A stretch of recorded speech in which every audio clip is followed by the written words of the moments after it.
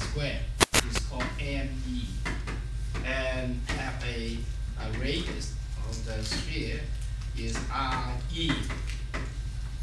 So if an object is in here, M, so we replace M1 by M, M2 by ME, then the gravitational force is equal to G M capital ME and then divided by RE squared. Because on the surface is not too, the distance respectively compared to very small compared with the radius of Earth. So R sub G equal to M G ME divided by RE squared. So this we like to say G, called gravitational acceleration. And then F sub G is, we say, is a weight. So weight of an object equal to mg. You might have some MCAP problem. The MCAP problem is very obvious for you.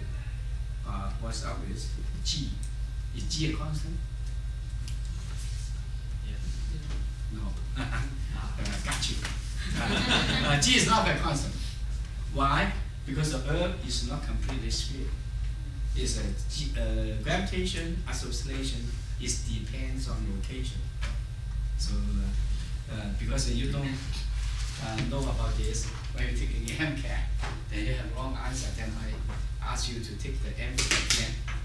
So this kind of test is very, very sometimes related with luck. My older son is always at luck. You take the test, the board exam barely pass. If he's missing one more question, then he has to retake again. So my instruction to my son is very simple. I don't care what kind of grade you have, just get the board exam pass. Just like somebody go to see get a CPA, right? You got to take the 4 tests, right? 4 different exams. If you get through 4 exams, then you become CPA. Then as soon as you get a CPA, nobody will ask what kind of grade you got. Accounting 1, accounting 2. Okay? Just like when you graduate from college, anybody will ask you, what is your grade you got in elementary school? Something like that. So ultimate thing is pass the board exam for the medical student. So anyway, the last law in the 4.6 is Newton's third law. Newton's third law. Newton's third law.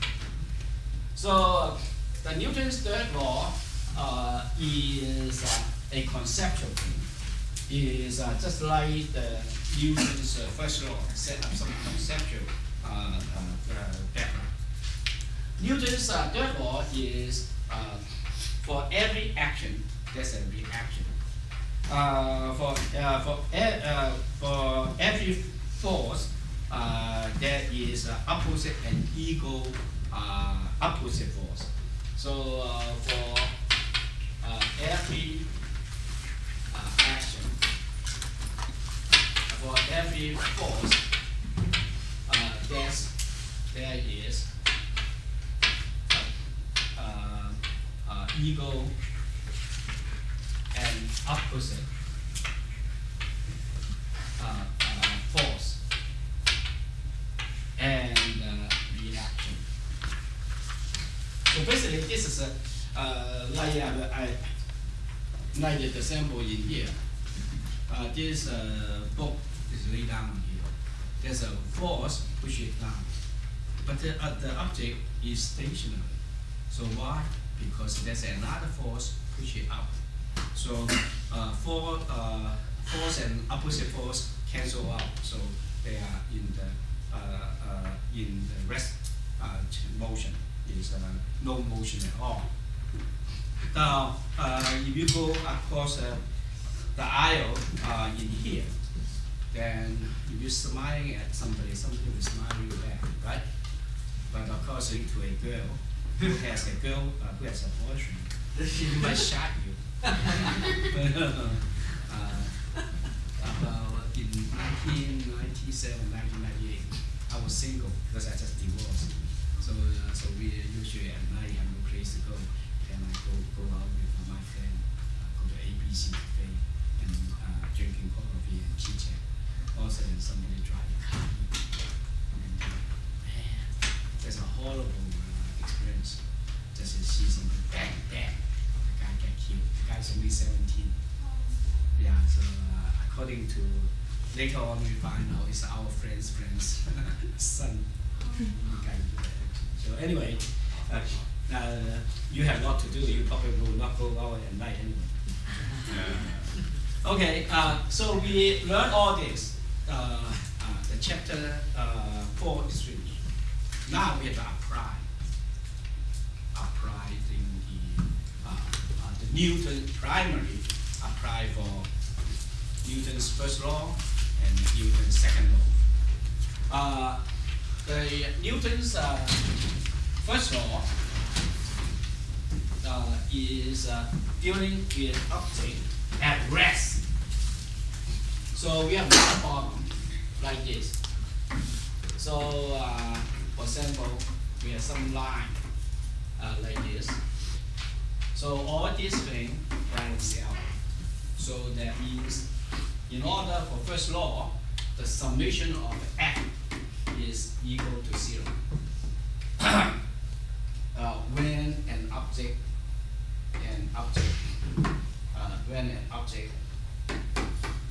at rest.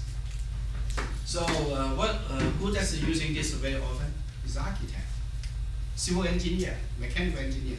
Use Newton's first law over and over again.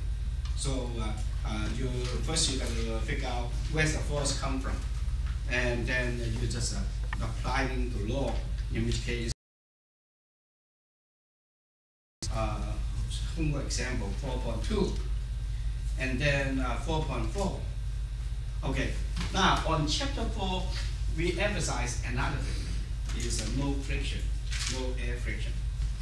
Okay, no friction is involved on other action. So, for example, now this is first law. Second law is we're talking about the object's in motion. What causes the motion? The force.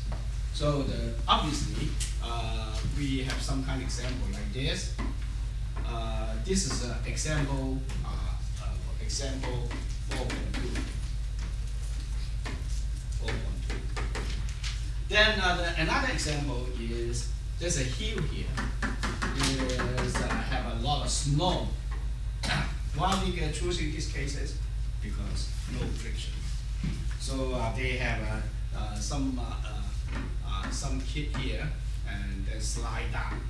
So the only thing slide down, the force is gravitational force, and cause the object slide. And then he asks you to calculate the friction.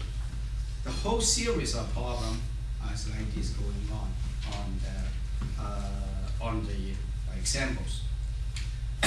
So for you to study for the chapter 4, I may ask you to do some calculation, like example 4.2, example 4.4, you should study one. Okay, might ask you to do this example. Now, the other one, we did give you a whole list for the homework on chapter 4. Chapter 4, the famous problem, even the physics 1A professor, Dr. C, somehow, some way, he'd love to give you the number 47. 47 on page 122, and number 53 on page 123. So please study this very good. And then the number 37. So So the teacher basically give you the hint where to study, where to concentrate. When you study, doing the homework, make sure you're including some explanation.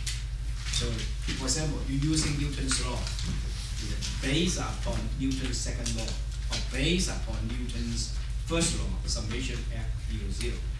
Based on Newton's second law, A is equal to F divided by F.